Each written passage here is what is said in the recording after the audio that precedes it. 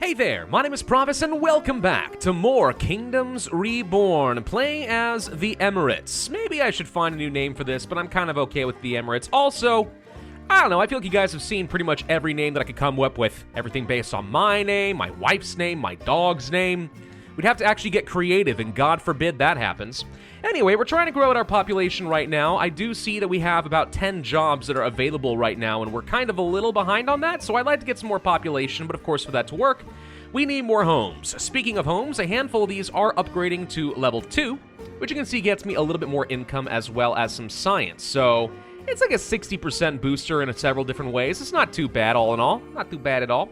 We'll go ahead and boost up that installation because I kind of forgot that existed. We're trying to get some additional clay up and running.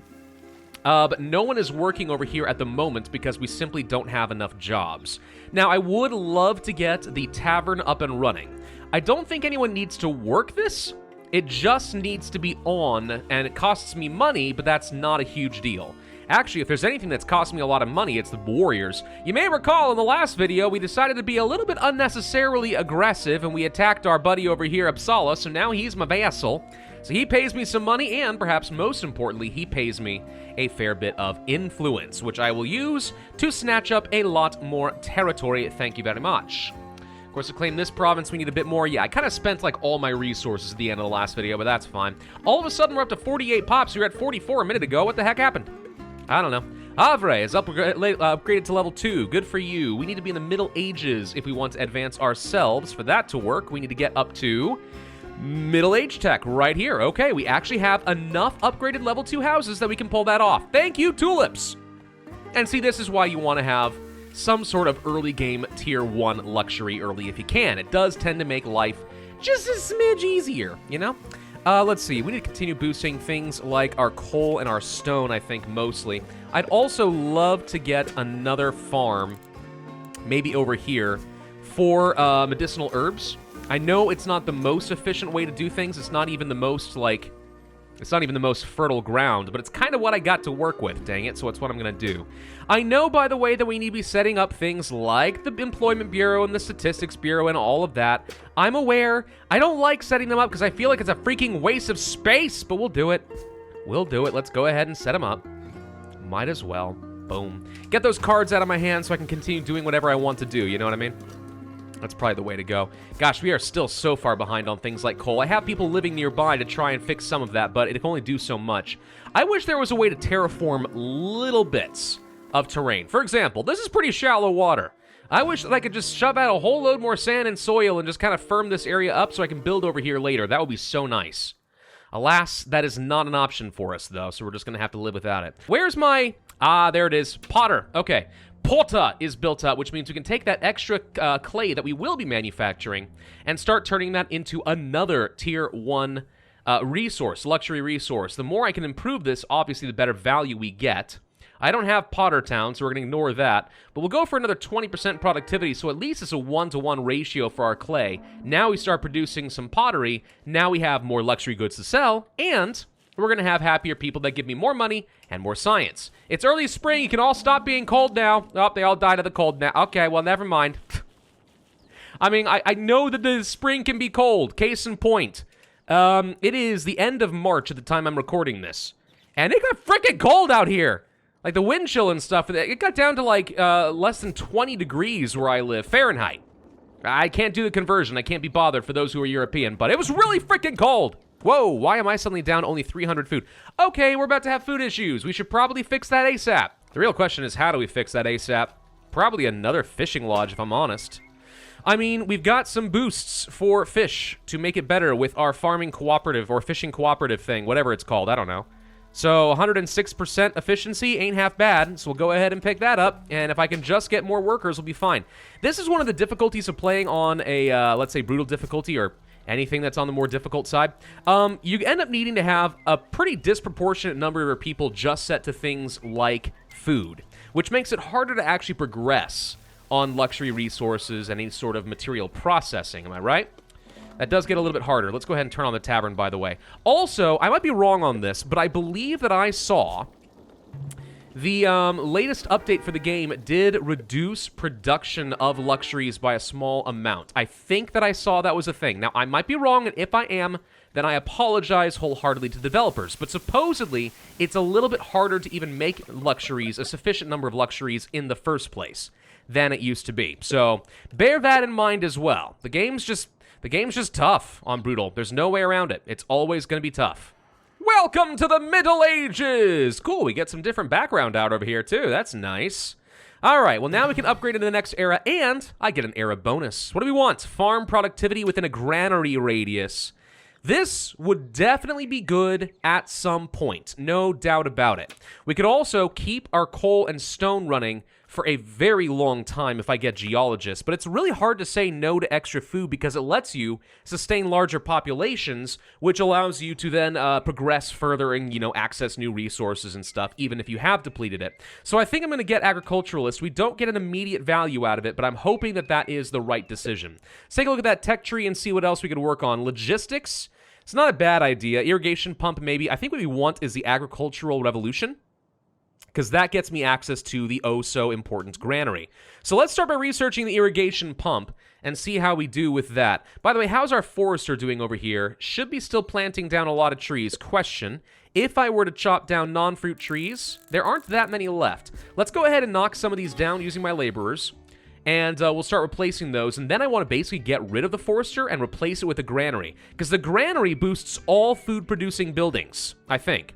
So it will boost up, I think, my fruit gatherers and stuff. Now, I might be wrong on that. We'll find out. Choose another era bonus. Well, let's see. We could go for productivity when producing early game... No, not early game. All alcoholic-based luxuries. Now, if I was going to farm a load of wheat, this would be very good. Or at least potatoes for vodka. So this could be all right, honestly. However, we do need productivity at the blacksmith, and we do need productivity at the potter. So this is a good early game boost for me. This is a very good across the game kind of boost. So what's better? In my case, honestly, I think we're going to go for the early game. We might as well just kind of snowball as many boosts there as we can and hope that that ends up being enough for me. All right, more people leaving my town because of homelessness. Well, I'm trying to build houses. If you'd stick around long enough to build your house, you would solve your own problem, wouldn't you? Meh. All right. Sell off more wool. We've got too much of it. Oh, let's also upgrade the town hall. Badoink! And toss in the Companies Act, which reduces the trade fees. So we actually would get a fair bit more money or more value when we are selling our resources. I also just got a spy center? Well, hello. I don't think I've ever seen a spy center before. I don't actually know what that's gonna do. That's gonna be interesting. I can't get rid of it, so we have to place it. It's a 30 gold upkeep, which is a little less desirable. Let's go ahead and claim a province over here. I need space. That's what I need. I need freaking building space. Because I need to try to build out a lot more stuff, but stay out of all the fruit trees that I just planted down, because obviously that would be a lot of wasted effort on my part. So I can't build up over here. Ugh. This is one of the downsides of placing near a coast with a mountain. These kinds of things tend to happen, and they can really slow down your game a lot.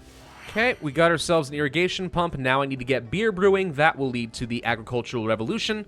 Could actually get agave seeds, which allows for both agave and cactus fruits. Interesting.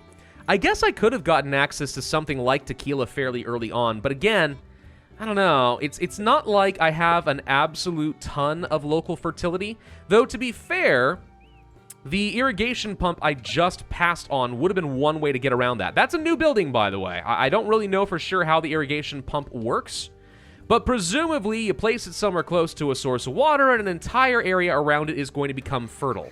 We'll probably test that in this general vicinity pretty soon.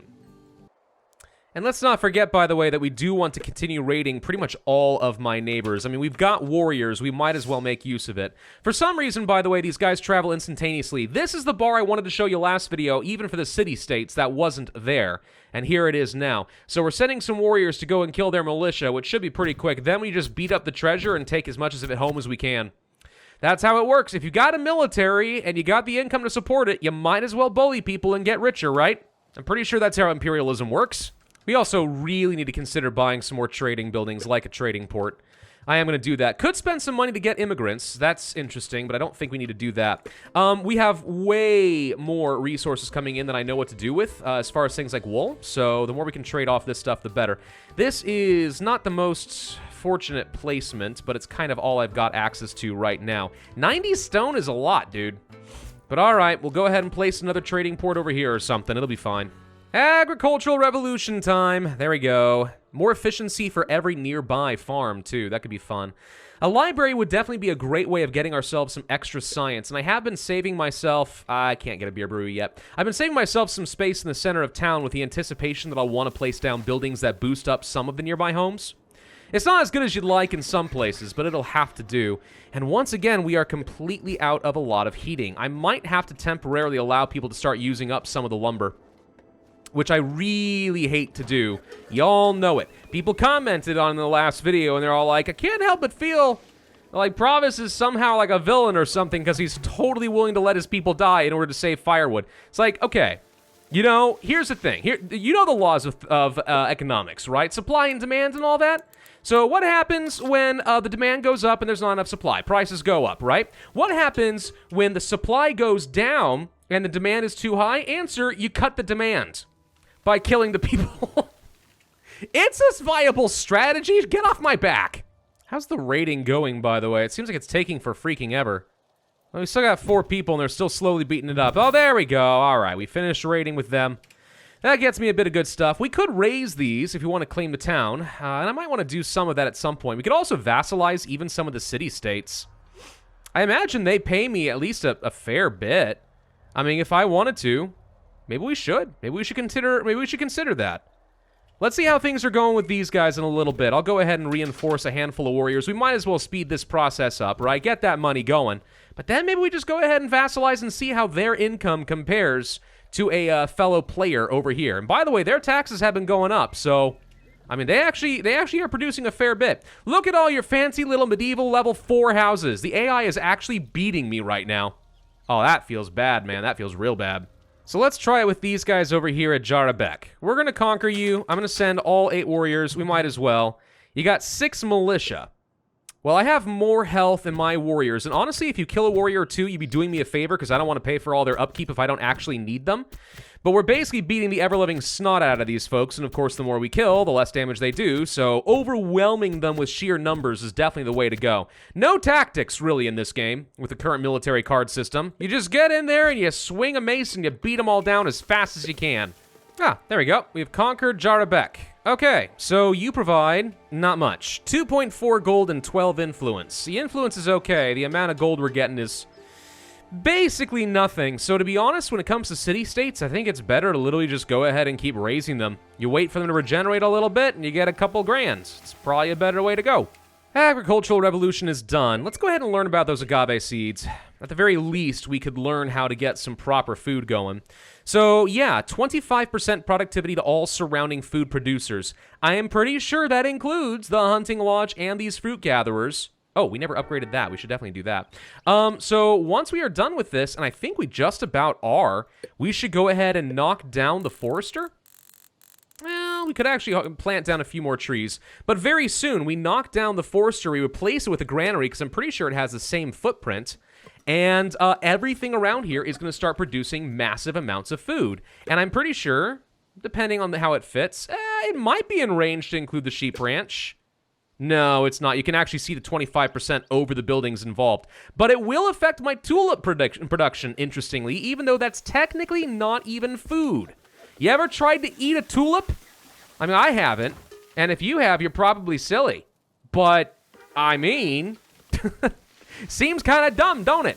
Bought some territory over here, which means I now get some extra books from the shrine. What do we want? I don't know. Frugality book. Can you even toss anything into a tavern? You can't. So, probably just a productivity book will be fine. And I've unlocked the gemstone mine. Now, I don't want to do that yet, but over here, we'll be able to start producing gemstones, including, I think, from this mountain, interestingly enough. Huh, okay. So, if we start building out in this direction around, let's say, this source of water, eventually we'll have a whole new trading good that I'll be able to take advantage of. Oh, and now that we have a trading port set up, first off, this is just a faster method of trading than the post. That's pretty much always the case. but also it has a larger load of 360. So now I can continue offloading my wool and a leather at a good pace, and we'll have a spare trading post to start buying resources in the event that we find ourselves suddenly needing it. For example, wouldn't be a bad idea to go ahead and buy a bit of extra coal, right? Maybe some beef.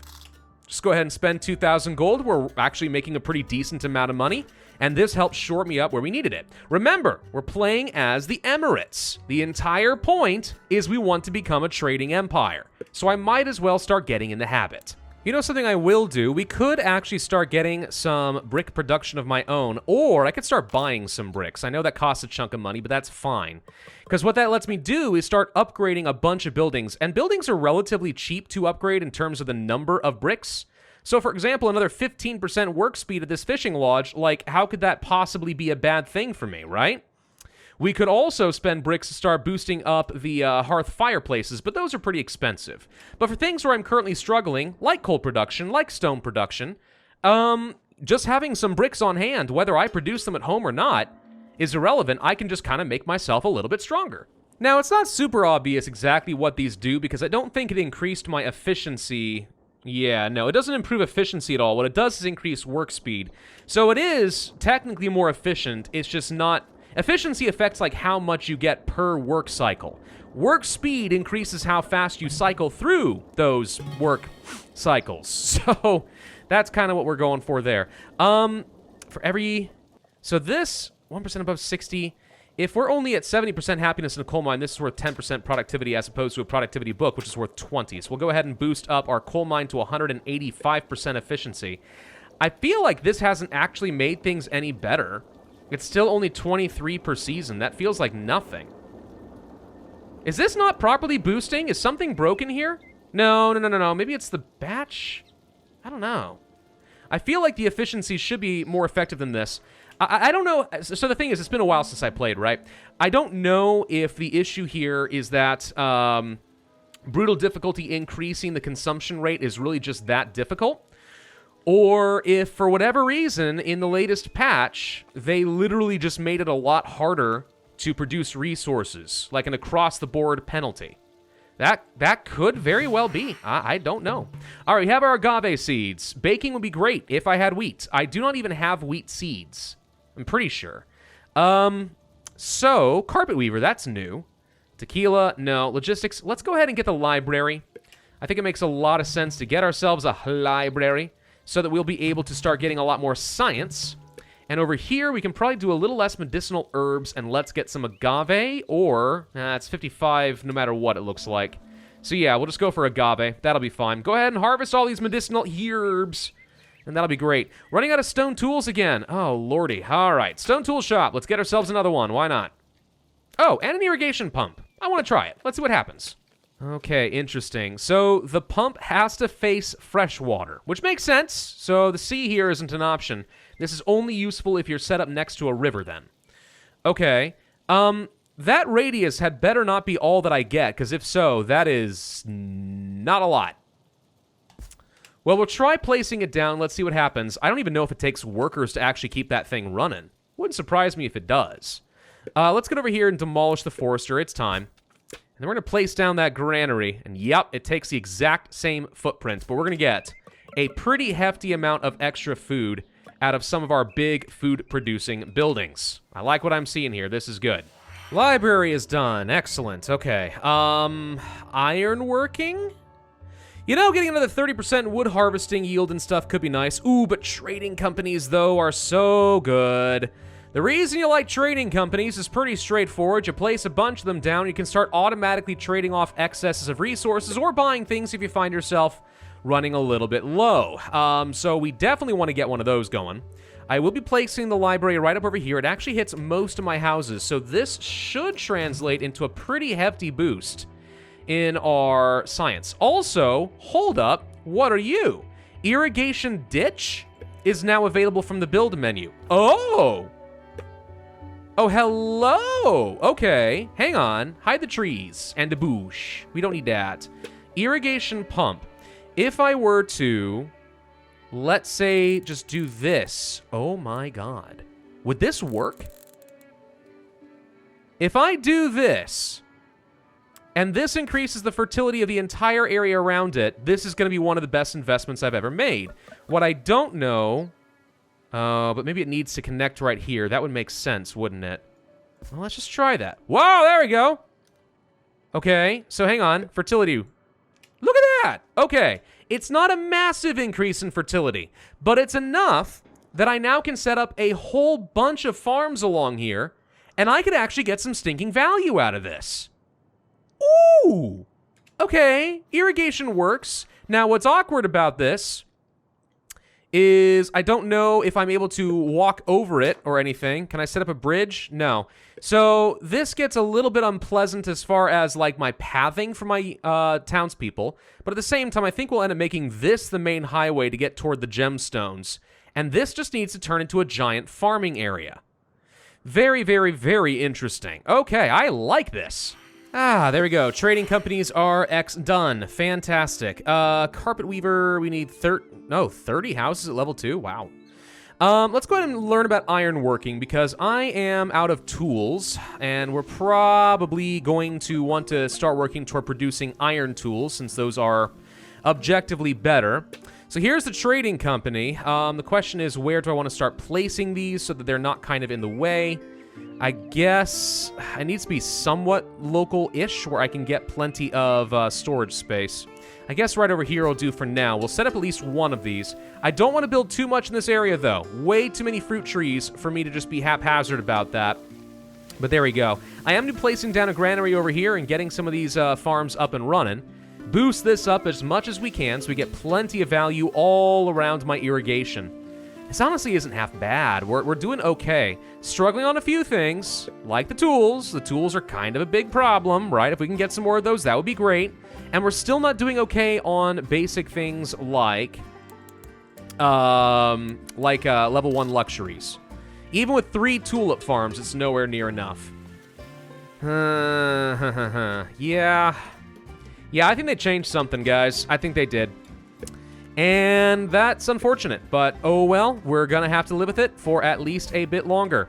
Thank you all for watching. Hope you enjoyed. If so, I'd ask you hit that like button, leave a comment, subscribe, hit that notify bell, and I will see you guys next time.